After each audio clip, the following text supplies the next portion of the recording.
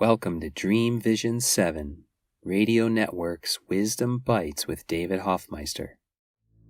My mind is preoccupied with past thoughts. So today, the focus is taking a moment to allow the idea that the reason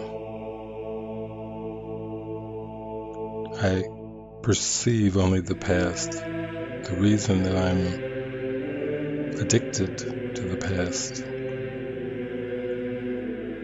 the reason that I have been locked in unreality or stuck dreaming is because of the belief that the thoughts I think are real thoughts. But in authenticity, I notice that the stream of thoughts that are moving through consciousness are really just thinking about the past and thinking about the future.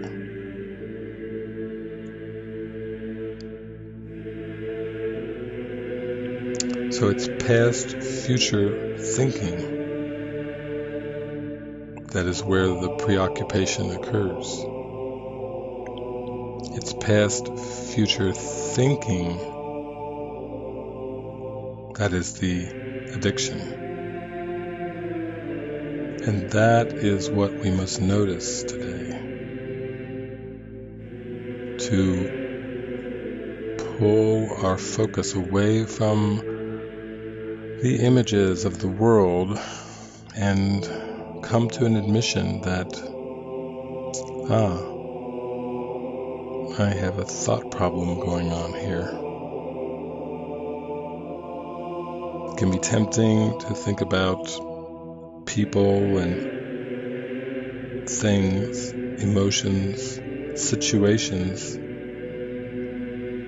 but those are all just projections of the thoughts that are passing through consciousness.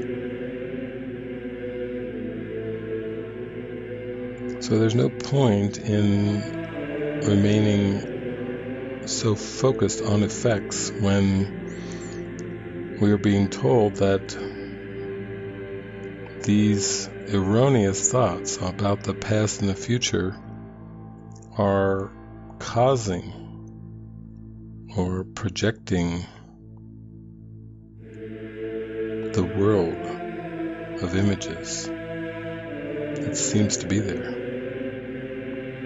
We are told the one thought, the one holy true thought one can hold about the past is that it is not there.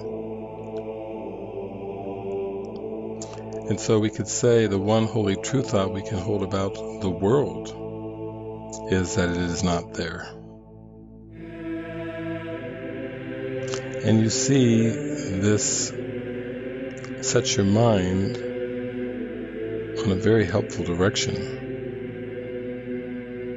of paying attention to the thoughts that you think from a reminder, from a context of they aren't reality. The past is gone. The future past is an imagination as well, and is gone. We're being convinced by the Holy Spirit that what is to come is already over. And think how that would change your outlook. Think how that would change your efforting if you had a glimmer of an experience that what is to come is already past. and that the past is over. You may have a hint of how this relates to peace of mind, because why would you retain future goals if you had an awareness that the future was already over? You'd start to see how ridiculous and silly future goals are. How ridiculous ambition is. Always egoic, always about a personal self, and attainable so-called future goals that will make things much better. Ego wants you to hold on to these thoughts of past and future because that's the only way that the ego can be perpetuated. An illusion of self based in time can only be perpetuated if you keep giving your mind over to that future that's not there and that past that is gone.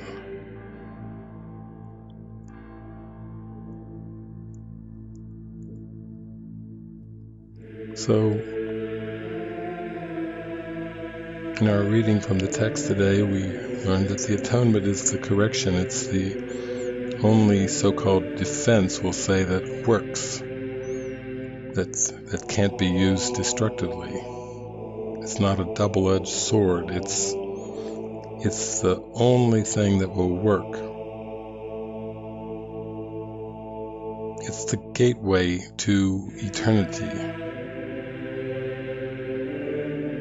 And while the sleeping mind believes in time, then the atonement, the correction to this false belief in time, is really the only thing worthy of your mind.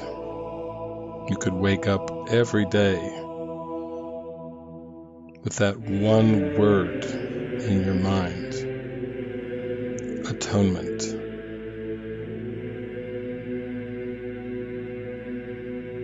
Not future goals, not what will I do today, not thinking about what happened last night or what happened last week.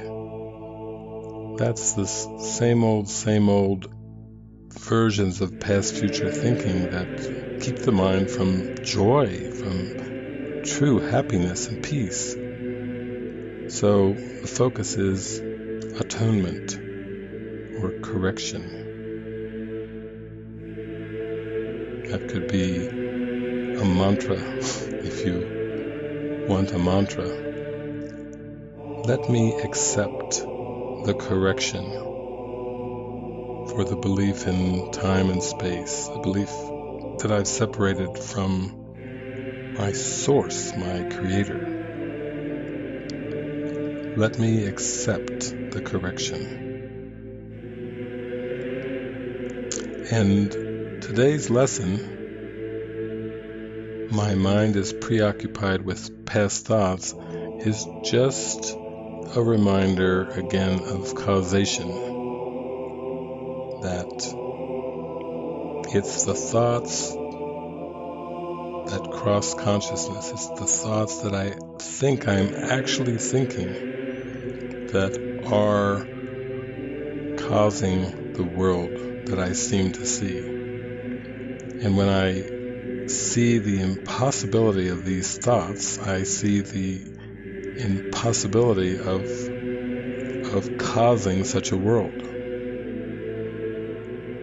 We can't stop with thinking that we're just causing the world, but we have to admit it. We have to come to a moment of stark, clear, unprotected admission of this setup before we can laugh and let it go and come fully into our holiness, which could never be concerned with such a foolish imagining, such silliness.